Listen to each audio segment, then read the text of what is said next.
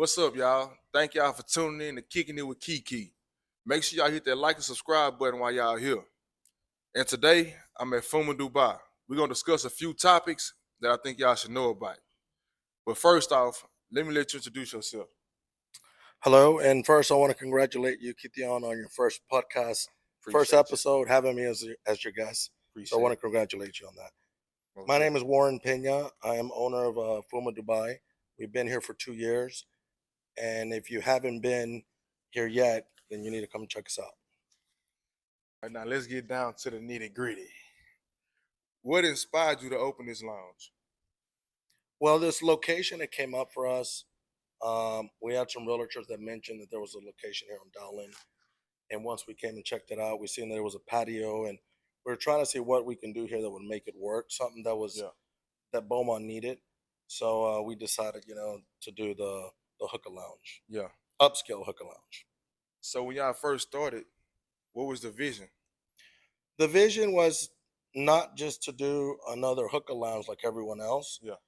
A lot of these other people, they put a hookah lounge, they put some couches, some chairs, and they're done. And we wanted to make sure that we created a vibe in here. Yeah. And I think we accomplished that. So over time, as things change, how you want to run the business? Yeah, things have changed. And in this line of business, bars, restaurants, and lounges, you have to adapt. Yeah. And the ones that don't adapt stay behind. Yeah. That's you most definitely got to adapt to every situation you in every time. What made you choose this specific location? Well, the location here was just that it's around the mall, restaurants, and it just seemed to us like it was a good location in a great part of town. Yeah. How did you create this atmosphere to keep customers coming back? Well, I travel a lot. So everywhere I travel, I always pick up a little bit of something from everywhere. Yeah. I take pictures, videos. I go to many places. If you go through my phone, I have over 1,000 different bathrooms, pictures. You stay of bathrooms. posting. Well, you gonna post a different exotic drink, cotton candy, and that's how it is. Everywhere I go, I get inspiration. So whenever I create my concepts, I want to come and create something unique. For us. Yeah. Already. So, what's your most popular dish on the menu? I would say the most popular would be the smash burger right now. It would probably be the smash burger and probably the mixed grill, which has like a variety of meats. Yeah. We got to take it back one time. What about crawfish season? Well, besides the crawfish, yeah. Besides the crawfish, yeah. So the bring crawfish is actually the best dish we have. Yeah. And that's what everyone comes. And we just got through with this last crawfish season just a few weeks ago. And we just hit insane numbers. Did very well. And I want to appreciate everyone that has supported us. We have a lot of regulars like yourself that y'all come 3-4 times a week. So I really appreciate that. Any new menu items you got planned? Yeah, we have a few menu items coming up. And one of them is going to be the Fuma pack, which is our version of the loud pack of what Lotus has. And it's 12 shrimp, bull shrimp, sausage, egg, a corn, a potato, and it's all over dirty rice. Yeah. So it's very good, and it's valued. We have it at I think $22. It's a good price. So it's a good price point. And besides that, we have a fried crawfish tail over dirty rice. We're gonna have the boudin balls. Trying to see. We are gonna start having gumbos on the weekends. You come with some heat. Yeah. And we got some very good recipes. I worked with a chef out of Houston that is straight from New Orleans. Yeah. And that's the flavor that I wanted to get. Yeah. I worked with a few different chefs around here, but I just felt like we couldn't get the taste I was looking for. Yeah. So gotta be different. It has to be different. So once we do roll this out, hopefully everyone could come try it out. Yeah. And they're gonna see it's gonna have a lot of Cajun taste on that. So when is your slowest days? The slowest days for us right now is Monday. It's actually why we started closing on Monday. Yeah. Monday is a very slow day for everyone in the business, and Well, That let me stop you. That might be because everybody want to be here on Sunday Fun Day and just have fun and don't know how to stop. yeah, yeah. Sunday Fundays have been very good for us. For the past few weeks, it's like I tell everyone, uh, the worst part in the restaurant and bar business is the final 2 weeks of July and the first 2 weeks of August. So right now we have been Yeah, slower than usual. But this is the worst time, and you got to understand everyone has been wasted for the school expenses yeah. and Oh, yeah, going back to yeah. school and all Everybody got that to stuff. catch up with they. Yeah, so it's Yeah, a very tough time for yeah. everyone. You got to understand that. Yeah. So when is your most busiest days? The busiest day for us is why we call it sold out Saturdays. Yeah. Is Saturday. So no matter what happens at the week, I mean Saturday is always Saturdays. sold out. Yeah. But I ain't gonna lie though, I came here a couple Thursdays and I went to work Friday and I was struggling. Thursdays is our next busiest day. I mean, Yeah. it is Saturday, then Thursday, then Sunday. So I went to Pole 9, ate a steak, came over here, and just forgot everything. Went to work the next day. Boy, I was paying for it. so I just want to let everyone know too that we are kid friendly. Yeah. So we do have we are gonna start having a few items kid friendly. Strictly for like a little kid menu. Yeah. Okay, that's cool. Now, what's one challenge you came across running Fuma that you never expected? Well, as far as running it, I've ran many restaurants before. So, but one of the things about Fuma, I guess, we were expecting more of a diverse crowd. Yeah. Different days have different crowds and all that stuff. But I would think the biggest challenge is trying to keep this place full 6, 7 days a week. Yeah. I always like trying new things. We did the pop the balloon on a Wednesday, Yeah, which that was was, that was too fun. very fun. We Yeah. are going to bring that back. We're fixing to start doing boudin stuffed turkey legs. Ooh. We're going to start doing that on Thursdays. So it's just mm, always keeping it fresh, keeping it new. Yeah. I always like I like being a trendsetter. Yeah. I don't like copying anyone. Be different. You I gotta like be to be different. I like to be original. So I think for me, my biggest challenge is that just Yeah. trying to bring something new every day of the week. So what's one moment you had at Fuma where you was like, man, this is why I did this? Well, I think it's after we opened a few months. I think it was in December. We opened in October. Yeah. And it was in December that, we were just seeing how packed it was and people were coming in having their parties, Yeah. weddings, just, It it's jumping. it's that we kind of like, wow, like, we like when people choose us for their birthdays and all Yeah. their celebrations. So I think that time, December, 2 months after we opened, That was that moment it was that that moment. eye opener. It's like, oh yeah, this was it. good. Yeah. People love it. They like it. They say it has like Miami vibes. Yeah. So You'll forget you in Beaumont, to be honest. yeah. Well, I've had people come from Miami and Yeah. tell me, man, this is something I would have back in home. I know things always change when you're starting up a business, but what changed the most since you opened up? I think for us, it's probably been the support. When I look at my numbers from this time last year, we've seen that we've grown like 10%. Yeah. So I just feel that, every month our sales are getting higher and higher. Yeah. And that's why sometimes I feel I have to keep things fresh, keep Keep things the ball alive. rolling. Yeah. Yeah. Any more projects you plan on working on? Yeah, I have some new projects. I actually have a new Fuma Dubai that we're opening in Richmond, Texas, in Houston. Oh. That's going to be more of a sports themed. It's going to be like a sports bar. H-Town, he coming. He coming. So that's going to be very cool. And then I have a big restaurant I'm opening behind Twin Peaks. I cannot say what that is yet. That's going to be a big restaurant there. Yeah. Then I have a new one coming up in Crystal Beach as well. So what made you choose that area by Twin Peaks? The Twin Peaks area is the area of Beaumont that is growing. Yeah. So, you cannot develop north, west, east, or south. Yeah. The only way for you to grow where the population is growing is going to be down I-10. Yeah, that's true. That's headed towards Houston. Off the freeway, on the Off freeway. the freeway. So that's the reason I wanted to make sure I got in ahead before other restaurants. Okay. Now let's clear this situation about this parking lot after hours on the weekend. Yeah. So the thing with the parking lot is that we have a very calm crowd. We don't have hardly any issues. Yeah. At the time that there is an issue that it does arise every 6 weeks, it goes on social media, and then people just think that it's something that's just common, But and it's not. But my I thing mean, about this is, it's not like it's happening here. It's happening outside. That's not y'all parking lot.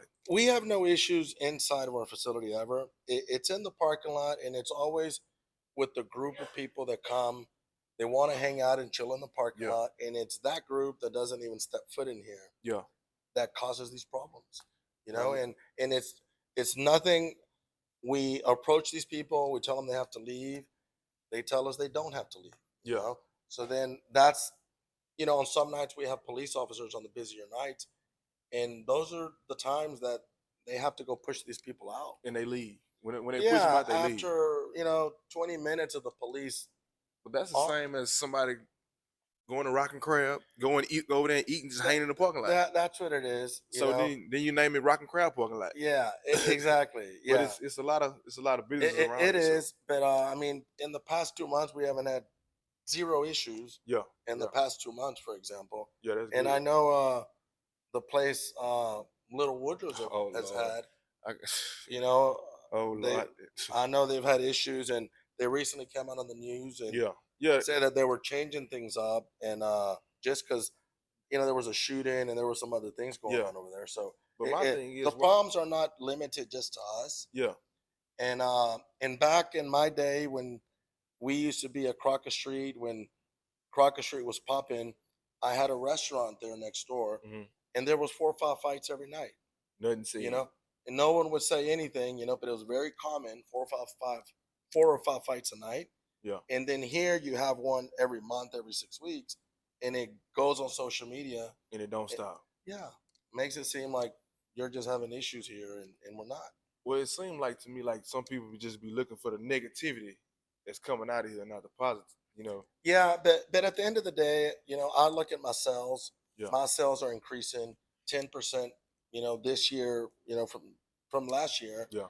So as much as, sometimes they want to put Fuma to be the bad guy, and Yeah. as much as people talk, I'd rather them talk about us than not talk about us.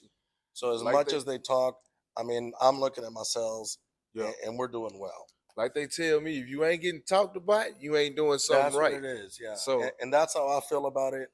So people can talk and talk, and as long as our sales are there, our customers support us. We have a lot of regulars that come in all the time. Yeah. So as long as we continue to have their support, I'm That's not all that worried. matters. Yeah. Yeah. You like me, man, on social media, I ignore a lot of stuff. I see it, they send it to me, and I don't feed into it. Yeah. I'm I don't on a- either. I'm on a journey. Yeah, when you have bigger things to worry about, Yeah. you don't even want to waste a second of your time Yeah. on thinking about that. You gonna bring me down from entertaining it. So why? Yeah. Why worry? Yeah. So since we had a hookah lounge, tell me about your top selling flavors for the hookah. So we got some flavors that are unique to us. We get them from Houston, from this company called Hookah House, and he makes them. He has a bathtub in his house that he makes them. It's very, very cool, but he comes up with these unique flavors. Smoking bathtub. Yeah. So it's premium flavors that we have here. When you look on our menu, they say premium flavor hookahs. Yeah. And our best ones are going to be the Island Tings and Screwston. Those are the best ones, and you can't find them anywhere else in Southeast Texas. And I had that Screwston before. That, Yeah, very good. Yeah, that Screwston. Yeah. Yeah. It tastes real Screwston. Yeah, it does. So what advice would you give to other business owners or, new and upcoming business owners that want to do something like this or anything around this area? Yeah, so I've been a tax preparer for 26 years, since I was 18 years old. So I have a lot of experience with businesses that have done well and businesses that have failed. But the restaurant business is probably the toughest. Yeah. And the restaurant and bar business. So I would just recommend to people to do your homework before you open something up like this. Yeah. Because it's very costly. And if you don't know what your food costs, your labor costs, if you don't know nothing about that, then it's there's no way that you're going to survive. Yeah. I mean, you have to break down your numbers, and you have to break down your costs. Yeah. One of the things that people do that I've seen as business owners, when someone comes up to their facility, they want to gift them everything. Yeah. They want to, here, this is on the house, that's on the house. My cousins come in, my brothers come in, and they eat and just everything. And one of the things I can advise you that's very helpful is to make sure that you pay for that.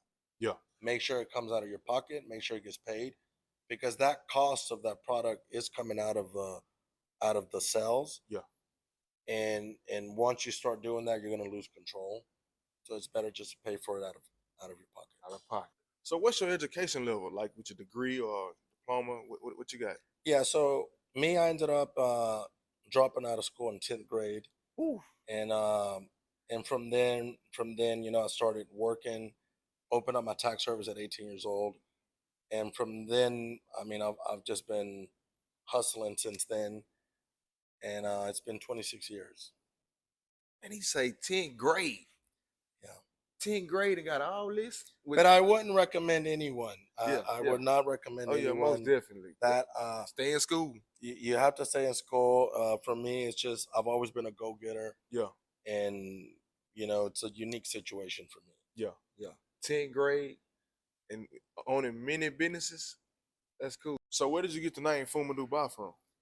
So just like every business that I have, it has to be a unique name. Yeah. It can't just be a hookah lounge. Yeah, it cannot. Yeah.